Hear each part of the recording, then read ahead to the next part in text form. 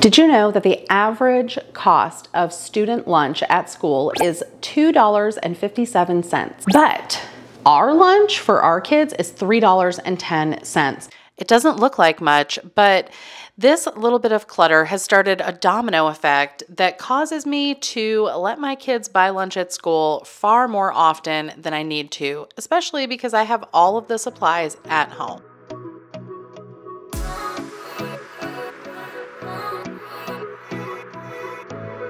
Now, the issue that I'm having with these things actually didn't start with the stuff on the counter, but rather in this cabinet here, because unfortunately, this cabinet is also full of a bunch of the same stuff that's already on the counter. So as you can imagine, I'm having a difficult time keeping my countertops cleared off and the rest of my kitchen tidy too. Now, in general, there's nothing wrong with this cabinet. This cabinet functions really well for our school lunches. You wanna be in? You wanna be in on the video? Yeah. Thank you.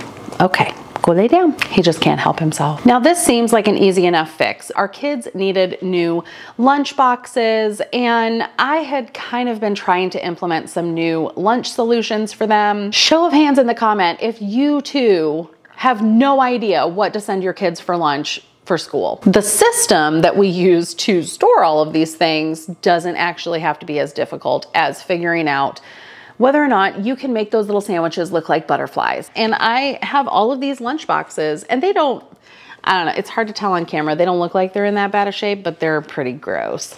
So they fit nicely in here along with their thermoses. And some of these things I do actually use, but I had to buy new ones, which means I should have gotten rid of these other ones and I haven't. But it's not as easy as just plugging the old ones out and putting the new ones in because I've also added a few other things. And as I'm really going through this cabinet and pulling things out, like these little snack containers, they leak. So I have to be kind of careful with what I put in them.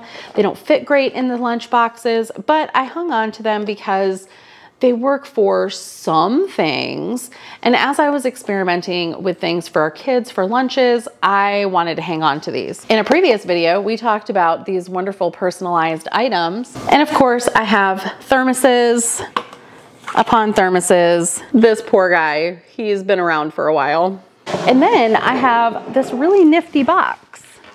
And what's in it?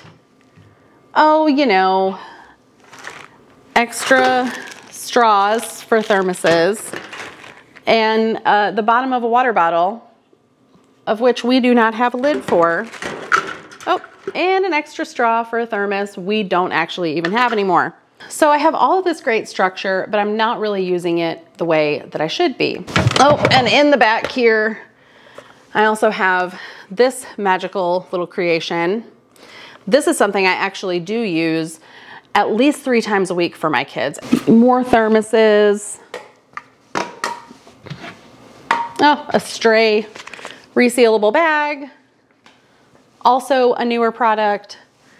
And then, oh, this doesn't even, well, this sort of goes in here. See, this is the problem. I'm trying to make this cabinet do something I didn't intend for it to do, to store all of our nasal rinse stuff, which we do not very frequently. But when we do, it tends to be right here next to the kitchen sink. A water bottle I completely forgot that I had.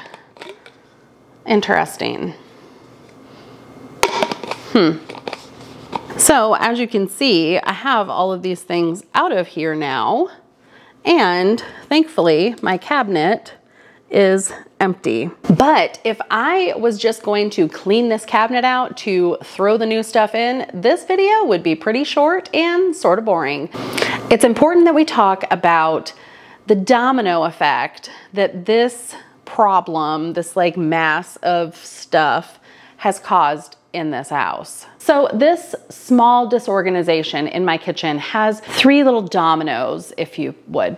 So the first issue is there's clutter on the counter. There's this visual cue to me that there is some disorganization in my home. I am a very visual person, and so it's hard for me to see those things. Seeing that clutter on my counter takes my anxiety, my overwhelm, just my overall feelings of contentment, I guess, for the day, it just kind of takes it up a few notches of like, I don't know how this is gonna go. And even though these are very lovely containers, they're wonderful. And they're actually not terribly organized on my counter. Like I can see everything that I have. I can get to everything that I have pretty easily. But ultimately, because I've already walked into this situation feeling a little overwhelmed, I don't actually want to make lunches for my kids to take to school. But then it goes a step further. Clutter on that counter also leads to clutter on this counter, and maybe one over there, and maybe one back there too, which means I don't actually want to do anything in my kitchen. I see such a mess in this space that I don't want to do anything to further contribute to the mess, which also means we're probably going to order takeout for dinner if I don't get things back together. But if you're familiar with the way that that kind of domino effect works, right? One knocks down the other and then so on and so on. What if I take one of those out? Or I just replace it with something that goes in the other direction. Now, I've already sort of started this process by cleaning out the cabinet down here, evaluating what we have and whether or not I actually use it. The easy fix is to just take the old stuff out and put the new stuff in. But then that made me think about sort of a spiritual principle that we can sometimes fall prey to when we're not being very diligent about what's going in or what's just kind of sitting around in there. And the next step of that, what ends up coming back out.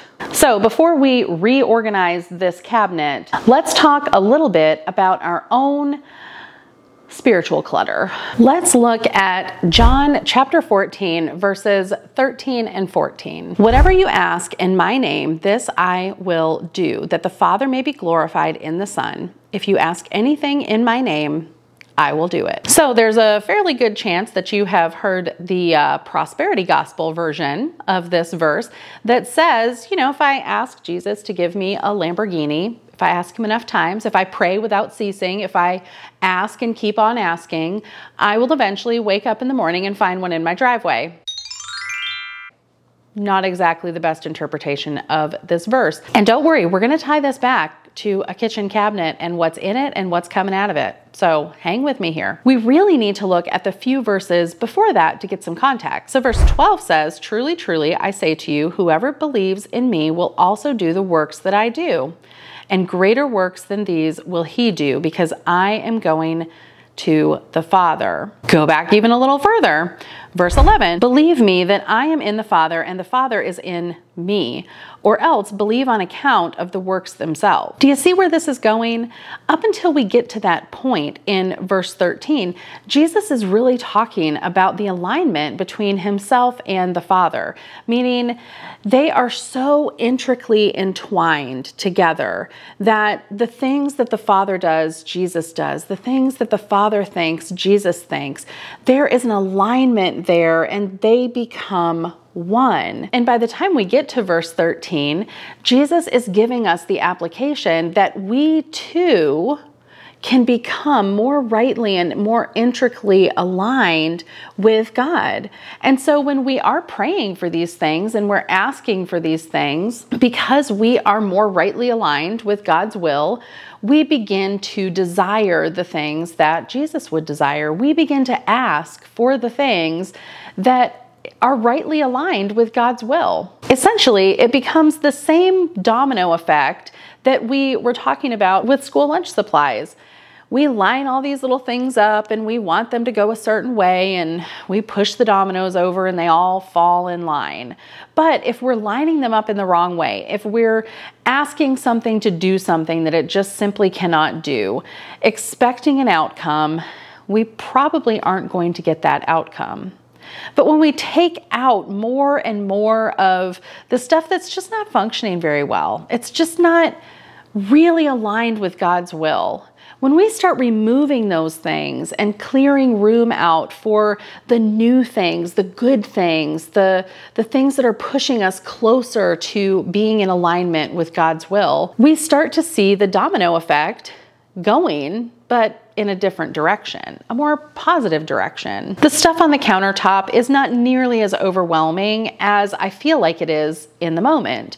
The task of removing all of the old stuff out of that cabinet is really not as time consuming as I thought it was. In fact, we just did it live in a few seconds. I pulled some things out, and I also discovered that there was an entire bin that was used with the intention of organization that I wasn't using at all. And so when we're thinking about this idea of praying and asking God for these things and wanting to be in right alignment with Him, we may discover when we start really pursuing the things of God, there may even be empty bins within us that could be used for service to help us better carry out the will of God that we're not even using because there's so much yucky stuff in front of it, we can't even see it.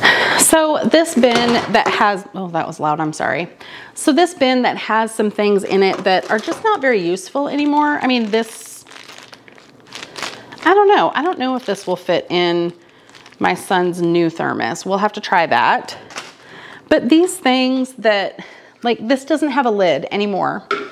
I don't even need it. And it's not even useful for me to donate to someone else because they don't have a lid for it either. This one leaks so bad. I know that's why we don't use it anymore. It's just not functional. And this, what am I gonna do with this? What I do need is to fill this little bin that fits so nicely in my cabinet with the stuff I'm actually using. I have all of these little resealable bags. Those are gonna get stacked in there. And then I will just put my little Lunchable containers in.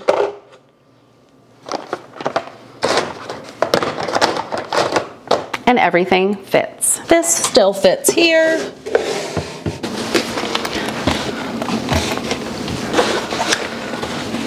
So I have cleared all of this clutter off of my countertops, and there is a nice, simple solution for storing them. I want to encourage you today to make a small adjustment. You know, turn one of those dominoes around, maybe start heading in another direction and see the impact that it can have, not just in your home, but in our hearts. Thanks for watching today, and until I see you again, keep fighting the good fight. And if you'd like to know more about kitchen organization, you can click the playlist right up here.